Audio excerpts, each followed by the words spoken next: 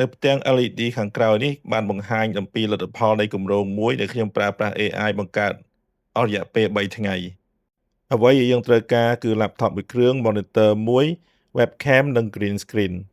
ដើម្បីថតរូបស្អាតៗរបស់អ្នកចូលរួមដាក់នៅក្នុង frame ដែលមានស្រាប់ហើយរូបភាពដែលផលិតបានអាច download បានតាមរយៈ QR code ដែលមាននៅលើ screen ចូលជាសមាជិកក្លឹប AI របស់ខ្ញុំថ្ងៃនេះដើម្បីរៀនសូត្រចែករំលែកជំនាញ AI ពេញមួយជីវិតកម្មវិធីថតរូបនេះបានដាក់ប្រើប្រាស់ក្នុងទិវាជាតិអន្តរសាសនាប្រឆាំងអំពើជួញដូរមនុស្សលើកទី10ដែលបង្ហាញអំពីសារៈសំខាន់ក្នុងការចូលរួមរបស់សាសនាក្នុងការទប់ស្កាត់អំពើជួញដូរមនុស្សការជួញដូរមនុស្សគឺជាទេសភាពសម័យទំនើបជនរងគ្រោះត្រូវបានជ្រើសរើសនិងគ្រប់គ្រងសម្រាប់ការកេងប្រវ័ញ្ចអំពើជួញដូរមនុស្សអាចកើតឡើងចំពោះមនុស្សគ្រប់គ្នាគ្រប់ទីកន្លែងនិងគ្រប់ជាតិសាសន៍ដោយមិនគិតពីអាយុឋានៈនិងជំនឿរបស់ពួកគេឡើយ